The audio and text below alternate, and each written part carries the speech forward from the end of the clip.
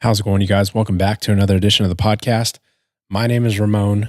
This is Dad's podcast project. And today I wanted to talk about a story that popped up on my YouTube that kind of hits close to a hypothetical conversation that my wife and I often have with one another. And it's how we would approach certain situations that come up with children in schools. So, the story that I'm talking about specifically, for those of you who haven't heard, is the one about Glen Mills School in Pennsylvania, I believe. And there's a little bit of controversy, well, actually a lot of controversy following abuse allegations. So this is a bit of a bigger scale story than some of the things that may occur in the regular day-to-day with kids who go to public schools. Because this is a school for reform. And that's kind of what I wanted to talk about today. So without further ado, let's go ahead and jump right into it.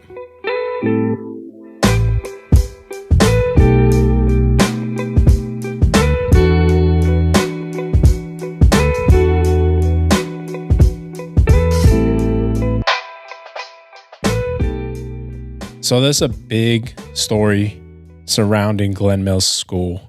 And as I stated before, this is a reform school. It's for kids from 12 to 21 who are juvenile delinquents. They have the opportunity to go to this school and just learn a trade, be around instructors and faculty who are supposed to be trained in handling sort of, I guess, potentially violent or just maybe non-conforming students that you wouldn't typically have gone to school with, maybe yourself. It's more of a concentrated collective of these individuals. I think the only one that we may have in this area is the Grizzly Academy, but that's more of a military school, and I don't think that everybody that goes there is considered a juvenile delinquent. I think some people opt to go there when preparing for enlisting in the military. So I think it handles a bit of both. So with this school, they currently notified eight of the instructors or 8 of the faculty members that they're going to go ahead and get fired, and approximately 250 other faculty are looking to, it was 80 staff members were notified that they're going to be removed. And up to 250 of the faculty are going to be let go. That is a culture in the school. That's not one teacher. That's not a handful of faculty members. 250, that's a culture of people. That is pretty much what to expect, or what these young boys experienced at this school.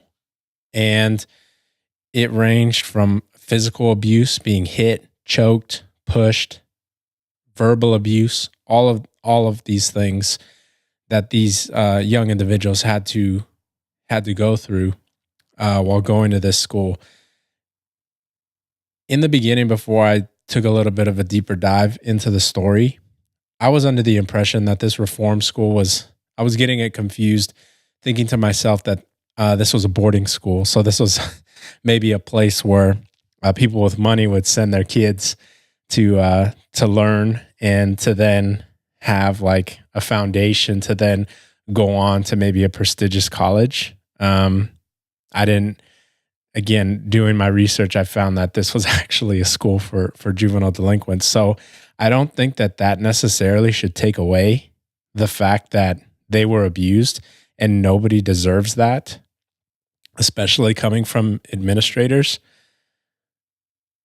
So I guess I really don't want to try to even dive into the back and forth of, well, difficult students require this, that, or the other. But in the hypotheticals that my wife and I have had in conversations with one another, it kind of surrounds the how would we react as parents if our kids were put in this situation? Because there was a story where a child at this school was, oh, and just to let you guys know, because of this has come to light, all of the students except for maybe four or something have been removed from that school. They've been ordered to be taken out because this is also a school where these boys would live. So their own Department of Justice and stuff like that, they've gotten involved, law enforcement, everybody. So they're looking into this further. But to kind of touch on, like, what are some of the hypotheticals if my wife and I were to encounter a situation like this, maybe not to this extreme, but with our children, whether an instructor or a teacher puts their hands on one of our kids, pushes, grabs their arm. I remember when I was in school, I think it was maybe the seventh grade. My instructor, granted, I don't think as an adult there's any reason for this grown, like as an adult now, I don't think there was any real reason for this grown man to do what he did. But I was a pretty smart mouth kid growing up. Some people who know me may think that I'm still pretty smart mouth, but I remember him grabbing my arm and not really shoving me, but kind of guiding me to the wall and holding me there and talking between his teeth, like, what's your deal? What's your problem? Granted, I was probably really on one and really frustrating him, but still, it's like, here I am, a kid.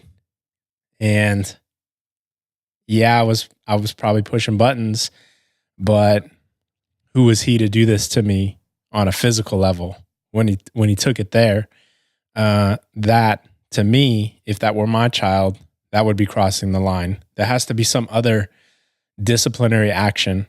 I would rather, if my kids grew up to be just delinquents in school and ornery and maybe difficult students, I would much rather suspensions, send them home, detentions, all of these things, but don't put your hands on them, because that is unacceptable. That is crossing the line.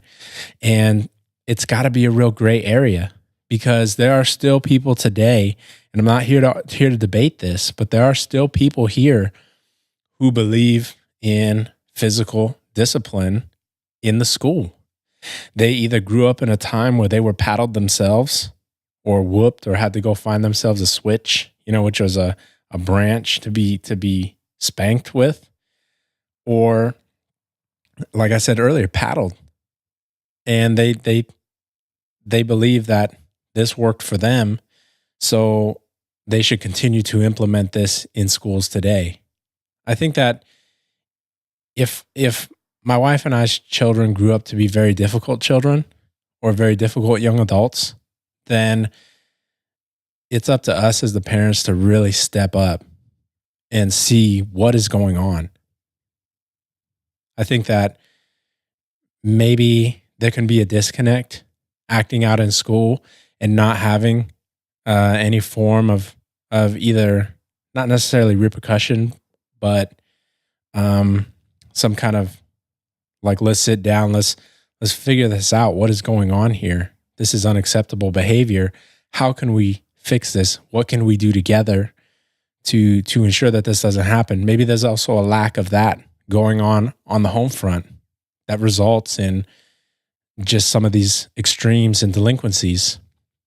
And then I'm also, I can believe in the fact that maybe some people are just wired that way. Maybe some people are just wired to be delinquents and to go against the grain or go against the system. I myself, when I was younger, was like that. I didn't believe in doing homework, or not that I didn't believe in doing it, but I wasn't excited about doing it, so I didn't. And when pressed about why I wasn't doing it, I would press back with, why should I do it? It's not until I'm older or until I grew up and I started looking back with a much different perspective, that I had a greater understanding that school is really just a foundational block that's required to sort of teach you how to function in the real world. That you might not want to do your homework, but if you don't do your homework, you're going to fail in your class. And if you fail in your class, you're not going to graduate, or get held back, or you may get suspended, or you get detention. All of these things are just sort of like baby steps in showing you what the real world would be like. You don't do your job, you're going to lose your job. You break the law, you're not going to get detention, you're going to go to prison, you're going to go to jail. So all of these things, they translate. It's like it's a carbon copy, school and life after school. So fortunately for myself, I had that, I guess, transitional epiphany after high school. And I was always more of a school of hard knocks kind of individual anyways, learning through the social constructs of the classroom was never really easy for me. I'm more of a show me how to do it and I can do it, rather than reading how to do it. I'm more of a visual learner. So, but back on the topic, I'm just kind of curious, I guess, because my wife and I, we talk about this stuff. We talk about how we would react, what we would do. But at the end of the day, it's like, what do you do if your options as a parent are limited? If you're going to a good school, I mean, maybe it's a question I'd like to throw to you guys. Like, what is your experience if you've been in this situation, or if you've heard of people going through things like this? I imagine you wouldn't want to just uproot your family and move, because your job is kind of your anchor and your home is like another foundational piece. And there's only so many schools, if you live in a small town, that you have the option to go to. And if you're living in the city, sometimes your neighborhood doesn't allow, your area code or whatever, your district doesn't allow you to go to maybe a quality school, a school with maybe a higher graduation rate, a lower student to teacher ratio. All of these variables when you want the best for your children. Maybe you're not pulling in enough to afford to send them to a private school, or to send them to like not really a boarding school, but like like a prestigious, like a prep school. So it's like, what's your experience with this? Like, how would you approach this type of scenario if a faculty member was being physically abusive?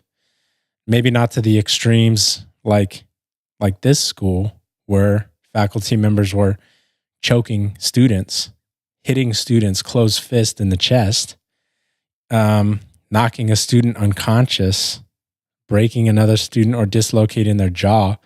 Like, this is pretty extreme. And I can understand if you have the mindset that these are extreme students or extreme kids who require sort of extreme teaching methods. But that's not me. I don't believe in that, I guess, working. And if you do, well, I mean, it's almost as if it can go off the rails like this school did. You now have a culture, an entire school, maybe not from the top down, but maybe the middle out, who believe that this is the way to get to these kids. This is the way to reach them, to get them to respect authority. I disagree. If you agree, I'd like to hear from you guys. So, like, why do you agree? And if you, like I said earlier, if you've had if you've had a child who's been difficult in school, or you know someone who's been sort of either verbally or physically handled by a teacher, how did you handle that? How did they handle that? Because our kids are still very young. I think that there's there's a lot of things that we have to fear as parents before we get to that level of, I guess, walking them to school and being away from them for a huge block of the day. And it's like, what's going on? Because another thing I wanted to touch on was there was a huge amount of pressure for maintaining silence about this too. Went on for over 2 decades. It's 20 years for those of you who don't know, that they know of. And it may have gone on even farther back from that. So for at least 20 years, students were being physically handled at this boarding school or this reform school. And they were also being pressured by faculty to keep tight-lipped about it. Faculty would stand next to a student as they were talking to their parents to ensure that they don't say anything. As a parent myself, I don't know what I would do in that situation.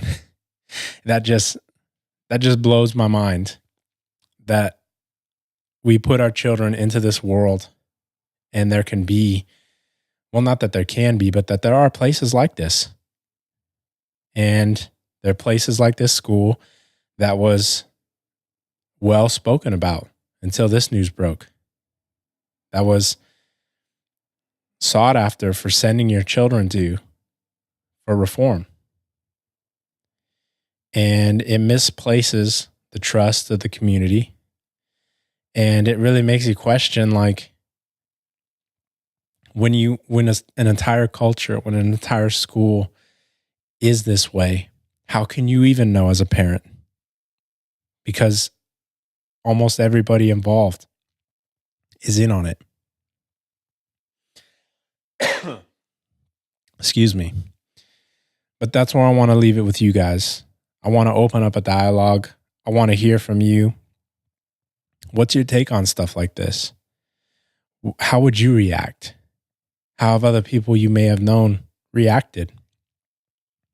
Because my kids, they're not even ready to go to school yet. But when they are, it's stories like these that I keep in my mind so that I don't want to say I'm a naive or I go out there being a naive parent, but I go out there being more educated, not to believe or take everything at face value, and to look deeper into things because ultimately it's my kid's safety.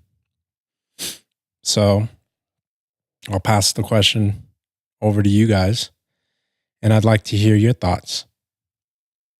That's all I've got for today. I want to thank you guys for taking the time to listen to this podcast. If you guys enjoy it, feel free to check me out on iTunes. If you're listening on iTunes, feel free to leave me a rating, a comment. However that system is currently going, I'm not really sure.